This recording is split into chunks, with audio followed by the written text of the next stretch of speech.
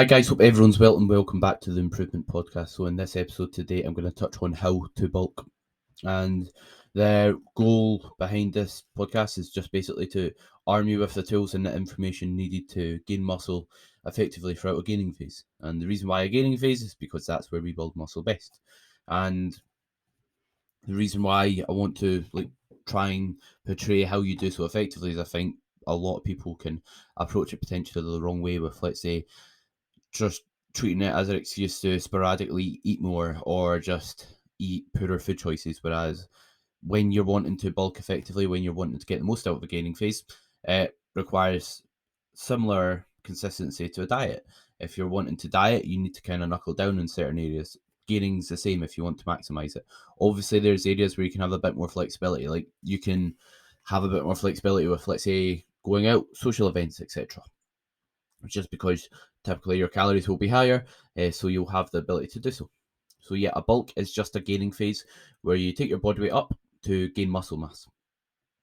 And the reason we want to take our body weight up is because when we're at maintenance, when we don't gain or lose weight, we don't really put on muscle effectively. And the reason being is when we bulk, when we gain body weight over time, stability increases. So like if you're like peak bulk or at the very end of your diet, you're gonna have a drastically different ability to stabilize weight. When you are at the end of a diet phase, your body fat's lower, so that you struggle to basically stabilize joints. Like doing things like dumbbell presses are one of the lifts that can potentially go down in terms of your ability to perform. Same with things like a deadlift variation where you're needing to maintain a neutral spine. When you lose body fat, when you don't have a lot of body fat on your frame, it can be hard to do so. So just being a bit fluffier itself has its merit. And as well, it gives you the resources to build muscle. You have a good analogy is you have the bricks available. So if you think about if you're building a house, no matter how much workers you have, if you've not got any bricks, the house isn't going to get built. Building muscle is the same. No matter how much training you do, if you don't have the excess food, in this case bricks for the house to build, you're not going to be able to build that house. The house isn't going to get built no matter how hard you try. You need those bricks, and they've got to come from somewhere. And a good thing to think about is when you see strong people, like people who are naturally quite strong, or people who are just strong as a whole. You're usually not extremely shredded. They're usually a bit fluffy.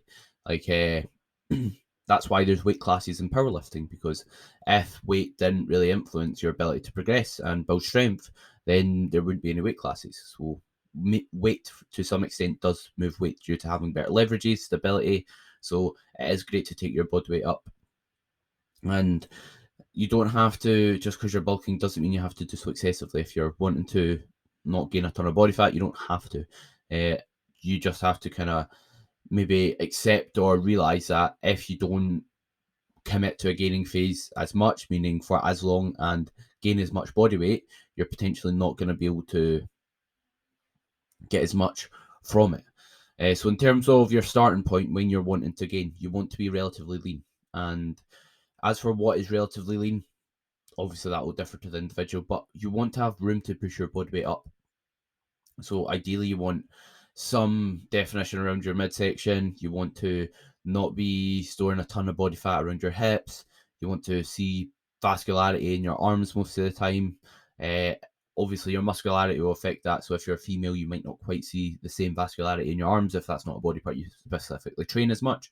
But you want to have signs of being lean. You want to have shape around your muscles. You don't want to just have like not much lines at all. You want to have definition. And that means you'll have room to push your body weight up without pushing or without accumulating too much body fat. Because if our body fat gets excessively high, then we're not in a good position to bulk. And also we'll have a lot of body fat to then take off again. What comes on must come off. So that's something to consider. So if you are wanting to bulk, are you comfortable with your ability to take body weight off after that gaining phase? Are you comfortable with knowing, right, I've got to lose 15 or maybe even more than that, let's say 20 pounds, 20 to 30 pounds. Are you comfortable knowing you've got to lose that? Do you think you can while sticking to things? If you've not, then it might not be a good idea to push up. And if you have too much body fat, like I said, it's a lot to take off. It can also lead to poorer health outcomes. This is getting a bit you're going to have to be pretty excessively fluffy to experience this, but once our body fat gets past a certain level, things like our heart rate and blood pressure can rise and be in a level that's close to or on getting towards higher, which isn't good for our overall health. Your muscle to fat ratio is skewed, meaning the amount of your ability to utilize carbohydrates diminishes. So when we have higher body fat, our ability to utilize uh, carbs is down, and the reason being is we're not as sensitive to them, and we don't basically have the ability to utilize, or we don't have like a low blood sugar level. When our blood sugar isn't as low, when our blood glucose level reads low, we've got a good ability to utilize carbohydrates. When it's high, then we don't, and that's why some people don't get a pump when they start bulking. They don't have the ability to utilize carbohydrates effectively and shuttle them to the muscle to the same extent, and you're more likely to store them as body fat. So if we are really fluffy, then we might be more likely to store fat. And also, when our blood glucose levels is elevated, which usually happens when your body fat's higher, you tend to have, it's kind of like it's not really a good health marker. Sorry, that's a bad way to phrase it. It's a health marker you don't want excessively high, which is generally not good, and that's what leads to potentially becoming diabetic. If your blood glucose is slightly elevated for a short period of time, you're not gonna become diabetic from that. I don't think so. But if it's consistently elevated for years on end, then it might not be a good thing. But again, if you're training consistently, if you're eating a relatively healthy diet, it's probably not something that you're going to be too susceptible with, unless you've got like a genetic predisposition to it. But again, that's not my areas of expertise. So you want to be nice and lean starting off for those reasons. Next up, in terms of rate of gain, you want to gain around 1 to 2% of your body weight per month. The reason I say around and not you want to gain this exact amount is because it's dependent on the individual. Like, why should someone who has, let's say, not entered a gaining phase before, they're really lean, why should they gain the same amount as someone who's been training for 20 years and has a high level of muscle mass? Should they gain the same amount? And the answer is no, because the person who's 20 years into training, they might not think they've got the ability to build that much more muscle or build as much muscle as someone who's a year into training or 6 months who's never gained before. So would it make sense to gain the same amount of weight? Because the person who's been training for 20 years, they're going to be a bit more likely to probably gain a bit more body fat. Whereas the person who's not been training long, they've probably got the ability to build a lot of muscle tissue. And as a result, they will probably come out the other end if they gain the same amount over this same space of time, they've got the same consistency. The person who's not been training long, they'll probably come out with more muscle mass and less body fat. So it's just weighing up. The faster you gain like weight, the more likely you are to gain body fat, because you're only going to be able to build muscle mass at a certain rate. And what I mean by that is, if you're gaining 1 kilo a week, that's not going to be all muscle. You're not going to be able to do that, because if, let's say, you gain 1 kilo a week for a year, you'll be 52 kilos up, and you're not going to have 52 kilos more muscle. That's what people on the hand side of things maybe train their whole life to achieve. So just bear that in mind. There's pros and cons of how fast you should gain, but 1 to 2% is a okay figure to go off. But again, don't just like assess what are things looking like. How are the visuals? Are you looking lean while you're putting on body weight, or are you looking like you're just getting fluffier on a weekly basis? And something else to consider is your consistency. So if you're someone who ticks every box, lives or breathes training, trains as hard as they possibly can, then they're probably going to be able to build a bit more muscle mass in a shorter period of time. Whereas someone who kind of half-asses it, misses sessions here and there, doesn't always sleep well, goes over their calories sometimes, then you might not want to gain just as fast as the first person, because you're probably going to gain more body fat. So there are a lot of things play into it. So just think, is your consistency going to actually merit a lot of muscle gain? Because if not, then why gain fast? Gain at a slower approach, and then you won't gain as much body fat. Also, the timeline. So if, let's say, if you've got like a deadline where you need to bulk until, then that's something to consider. For example, I am competing next year, so in 2024. So that's something to consider when it comes to bulking. Like, I don't just want to infinitely put on a lot of weight and not diet down in between that. I want to be relatively slow, but spend time heavier, because when I'm heavier, I've got more leverage. I'm stronger. I'm a stronger individual. But saying that, I don't want to just gain like extremely fast while I'm this body weight, because I'll just get too fluffy. And overall, if I'm too fluffy, what's going to happen? I'll need to eventually diet. I'll have more to diet off, which means more time spent dieting and less time spent bulking. And like I said, as for your rate of gain, your ability to diet plays a factor in how much muscle you'll want to gain, or in how much body fat you'll want to gain. And it depends what your start point is like, because if you're extremely lean, you can probably get away with putting on a bit more weight. So rate of gain around 1.2%, but go by your progress photos, go by how your performance is in the gym, and do you think you can get away with a faster rate of gain, or do you think you're just going to get excessively fluffy from it? So consider those factors.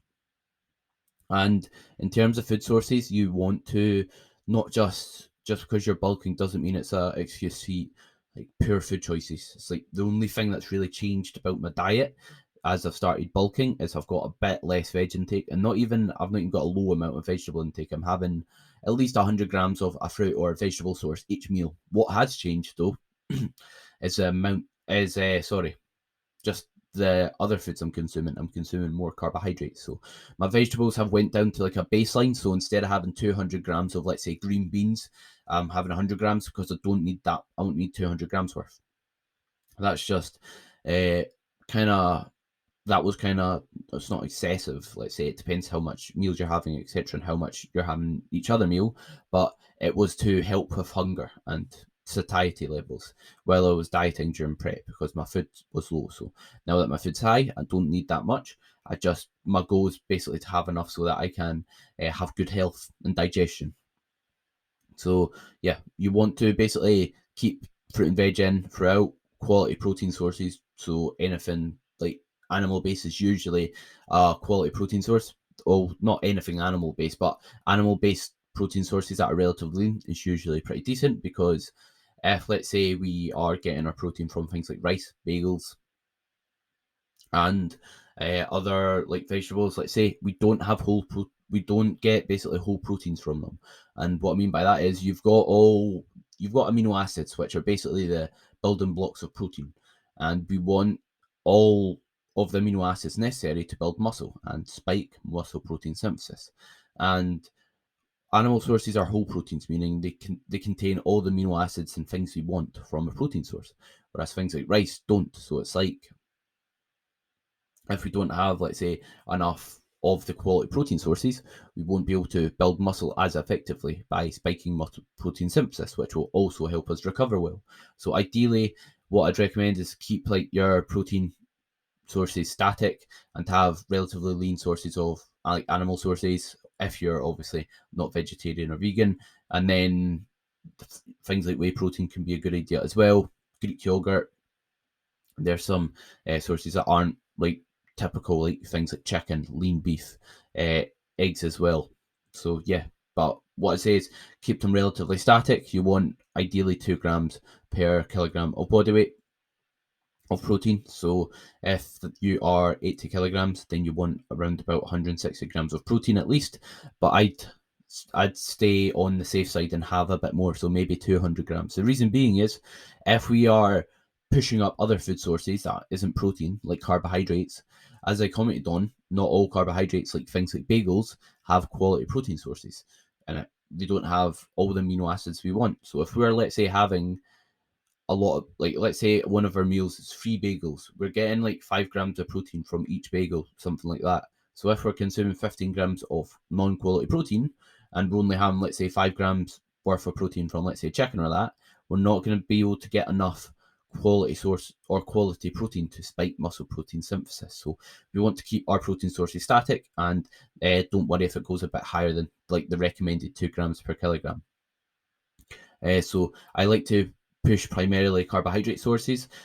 Fats remain somewhat static, because after we've got enough for general hormone function and to slow down the digestion of carbohydrates, we don't really need any more. Any more fats can just kind of mean we slower the food we're eating extremely slow, which we don't really want to an extent. We don't want to like use it immediately, but we want to have like a gradual release of digesting our carbohydrates. But if let's say we have too much fat, then we're just going to be struggling to digest our food and going to be spending a long time trying to digest our meals.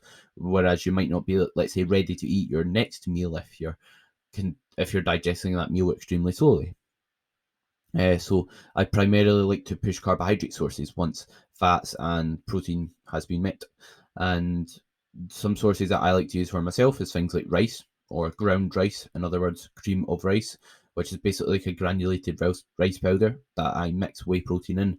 It's something that's similar to is things like oats, for example, and also things like bagels, sourdough bread are some options I like. Some other options you can use are things like fruit juices and fruit as a whole, things like oats if they digest well with yourself, and things like pasta. Sometimes pasta doesn't necessarily digest well, so you could opt for maybe gluten-free pasta, but there's some sources that I like for myself.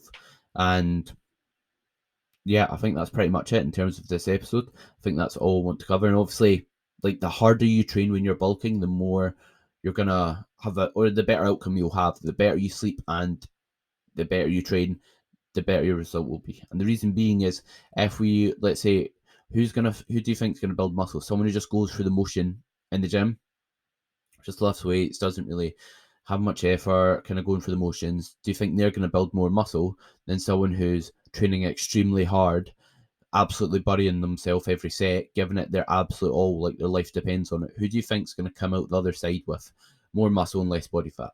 The person who is training the hardest. Same with execution. If your execution's horrific or if your execution's spot on, who do you think is going to have a better outcome? So these things will influence how much muscle you can gain during a gaining phase.